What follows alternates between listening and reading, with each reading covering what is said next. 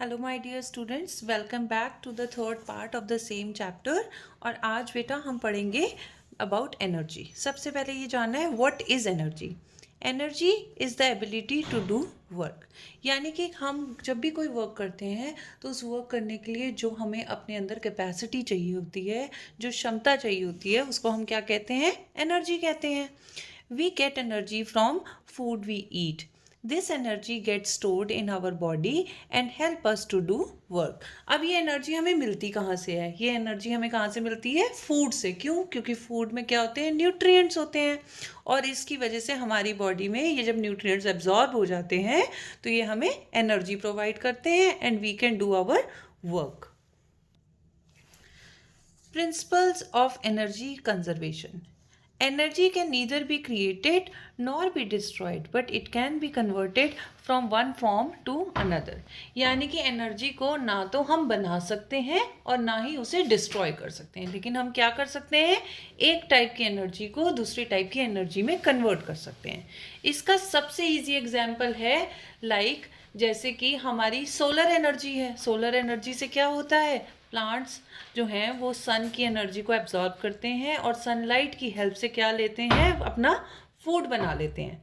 ठीक है, और जब वो फूड बन जाता है तो वो एनर्जी हमारी बॉडी में आ जाती है। कैसे? जैसे एनिमल्स जो हैं वो प्लांट्स खाते हैं और उन एनिमल्स के प्रोडक्ट्स को हम कंज्यूम करते हैं, तो क्या हो रहा है? सोलर एनर्जी जो है वो हमारी मस्कुलर एनर्जी में कन्वर्ट हो रही है। ठीक है, यानी कि एक टाइप की एनर्जी को हमने दूसरी टाइप की एनर्जी में कन्वर्ट कर दिया। अब मेन सोर्स ऑफ एनर्जी क्या है? Sun is the main source of energy on earth. सबसे मेन सोर्स कौन सा है? सन। Sun's energy is taken by green plants to prepare their food. The green plants are eaten by herbivores and energy get transferred to their body. Herbivores are further eaten by carnivores and the energy is further transferred to carnivores. यानी कि ये same story है जो मैंने अभी अभी आपको बताई। सन की एनर्जी कैसे प्लांट्स में जा रही है, प्लांट से वो एनर्जी कैसे हर्बीवोर्स में जा रही है, और हर्बीवोर्स से वो एनर्जी कैसे कार्निवोर्स में जा रही है। तो ऐसे क्या हो रहा है? एक टाइप की एनर्जी दूसरे टाइप की एनर्जी में कन्वर्ट हो रही है। Now next is how is energy used. यानी कि इस एनर्जी का यूज कैसे होता है? When you play for a long time you feel tired. It means your capacity for playing is reduce. यानी कि जब आप बहुत देर के लिए खेलते हो तो आप थक जाते हो, और जब आप थक जाते हो इसका मतलब क्या होता है कि आपके अंदर कोई ऐसी चीज़ है जो कम हो गई है, जो रिड्यूस हो गई है। वो क्या चीज़ होती है? वो चीज़ एनर्जी होती है। अब क्या है बेटा? Now we will see what are the different forms of energy. यानी कि एनर्जी कितनी कितनी डिफरेंट टाइप की है। सबसे पहले आएगी मैकेनिकल एनर्जी। मैकेनिकल एनर्जी का मतलब क्या है? जो भी एनर्जी किसी बॉडी में ऑलरेडी प्रेजेंट होती है उसको हम क्या कहते हैं? Mechanical energy. The energy possessed by a body due to its state of rest और motion is known as mechanical energy. जो बॉडी रेस्ट पे है यानी कि अपनी जगह से हिलडुल नहीं रही है, उसमें भी किसी टाइप की एनर्जी है, और जो बॉडी एक जगह से दूसरी जगह मूव कर रही है उसमें भी एक टाइप की एनर्जी है। इन दोनों को ही मैकेनिकल एनर्जी कहते हैं, बट ये दो डिफरेंट टाइप की मैकेनिकल एनर्जीज हैं। सबसे पहली है काइनेटिक एनर्जी। यानी कि जब कोई बॉडी एक जगह से दूसरी जगह मोशन में है, मूव कर रही है, उसके अंदर जो एनर्जी होगी उसको हम क्या कहेंगे? Kinetic energy. फॉर एग्जाम्पल क्या? The energy of moving water in a river. ठीक है, नेक्स्ट टाइप की क्या एनर्जी है? Potential energy. यानी कि जब कोई बॉडी बिल्कुल रेस्ट पे है, वो हिल डुल नहीं रही है, स्टेशनरी ऑब्जेक्ट है, उसके अंदर भी एक टाइप की एनर्जी है कोई ना कोई काम करने के लिए, तो उसको हम क्या कहते हैं? Potential energy. यानी कि the energy possessed by a body by virtue of the state of rest is known as potential energy. इसका एग्जाम्पल क्या है? A stone lying at a height possess a potential energy. Now next type of energy is chemical energy। यानी कि ऐसी energy जो कि कुछ type के मॉलिक्यूल्स के अंदर स्टोर्ड होती है। फॉर एग्जाम्पल जब आप मैचस्टिक यानी कि माचिस की तिल्ली जलाते हो तो एकदम से वो बर्न हो जाती है और उसमें से हीट एनर्जी निकलती है, यानी कि वो छोटी सी मॉलिक्यूल है और उसके अंदर एक एनर्जी स्टोर्ड है।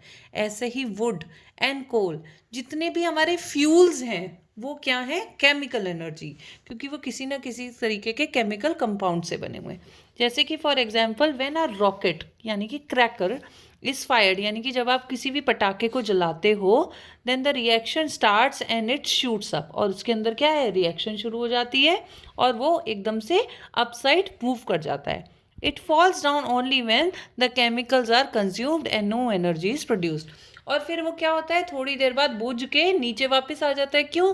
क्योंकि उसके अंदर जो जो केमिकल्स थे, जो मसाला था उस पटाखे के अंदर, क्रैकर के अंदर, वो फिनिश हो गया है और अब उससे उसको एनर्जी नहीं मिलेगी. तो इस टाइप की एनर्जी को आप क्या कहेंगे, chemical energy. Now next type of energy is heat energy. By the name it is clear, नाम से ही पता लगता है, यानी कि जो एनर्जी किसी भी बॉडी में किस वजह से होती है, हाई टेम्परेचर की वजह से होती है, उसको क्या कहेंगे, heat energy. For example, when water contained in a pressure cooker is heated on a stove, the water starts boiling and steam is formed. The heat energy in the steam can lift the weight as well as produce sound. क्या होता है, जब आप cooker में पानी चढ़ता है, दाल चढ़ाते हैं, घर में मम्मी चढ़ाती हैं, तो क्या होता है, उसके अंदर का जो पानी है वो बॉयल होना शुरू हो गया. उस बॉयल होने की वजह से उसमें स्टीम बननी शुरू हो गई, और अब ये जो स्टीम की एनर्जी है, ये क्या कर रही है, कुकर की जो विसल है उसको एकदम से ऊपर लिफ्ट कर देती है और साउंड भी प्रोड्यूस करती है. यानी कि क्या हो रहा है, heat energy is producing sound energy and mechanical energy also. अब नेक्स्ट टाइप की एनर्जी क्या है, light energy. By the name again it is clear, यानी कि जो energy which help us to see is known as light energy. For example, सबसे ultimate source क्या है लाइट का, सन. नेक्स्ट क्या है, कॉमन एग्जाम्पल्स, कैंडल हो गई, टॉर्च, बल्ब, ट्यूबलाइट, CFL, ये सारे ही किस चीज़ के एग्जाम्पल हैं, लाइट एनर्जी के. यानी कि ऐसी एनर्जी जो हमें चीज़ों को देखने में हेल्प करती है, उसको हम क्या कहेंगे, लाइट एनर्जी कहेंगे. Now then fifth type of energy is sound energy, यानी कि ऐसी energy which is produced by vibrating body is known as sound energy. क्या होता है साउंड एनर्जी में, कि एक बॉडी लगातार वाइब्रेट कर रही है और उस वाइब्रेशन से क्या हो रहा है, एक तरीके की नॉइज़ प्रोड्यूस हो रही है, जिसको हम क्या कहेंगे, साउंड एनर्जी. जैसे कि इसका सबसे नेचुरल और कॉमन एग्जाम्पल क्या है, थंडर. यानी कि जब बिजली कड़कती है तो क्या होता है, बहुत तेज़ आवाज़ आती है बादलों में से, तो वो क्या है, that is known as thunder. Thunder is the natural source of sound energy.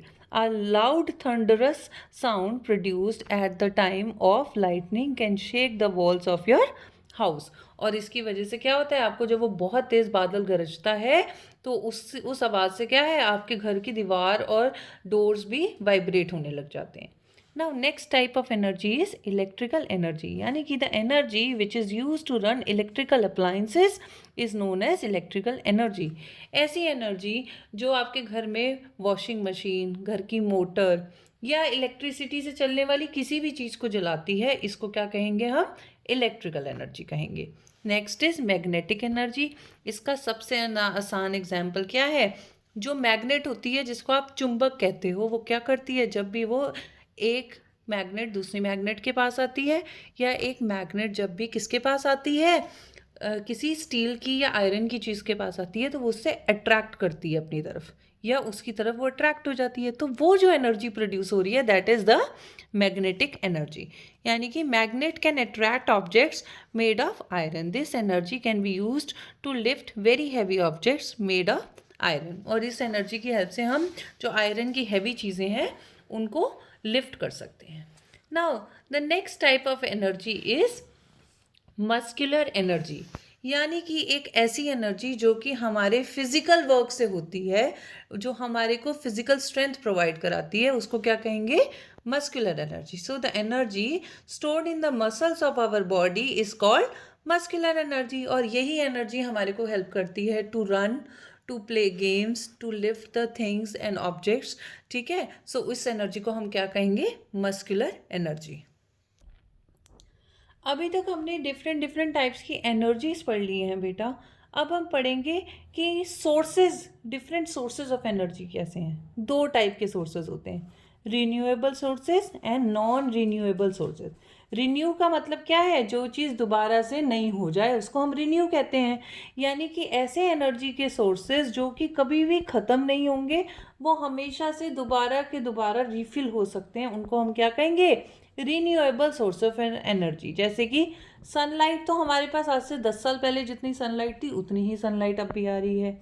Water is one of the renewable sources. Next is what? Wind. Wind क्या है? विंड भी आज से 10 साल 15 साल पहले हमारे पास जितनी विंड थी उतनी आज भी है. Now next is non renewable sources, यानी कि ऐसे रिसोर्सेज जो कि टाइम के साथ साथ घटते जा रहे हैं, वो क्या हो गए? Non renewable resources. जैसे कि क्या? कोल, पेट्रोलियम, यूरेनियम, ये सारे क्या हैं? फ्यूल्स हैं, फॉसिल फ्यूल्स. यहाँ से 10 साल 15 साल पहले जितनी क्वांटिटी में प्रेजेंट थे अब उतनी क्वांटिटी में प्रेजेंट नहीं है. सो इन सब चीज़ों का यूज़ हमें बहुत ही एफिशिएंटली करना चाहिए.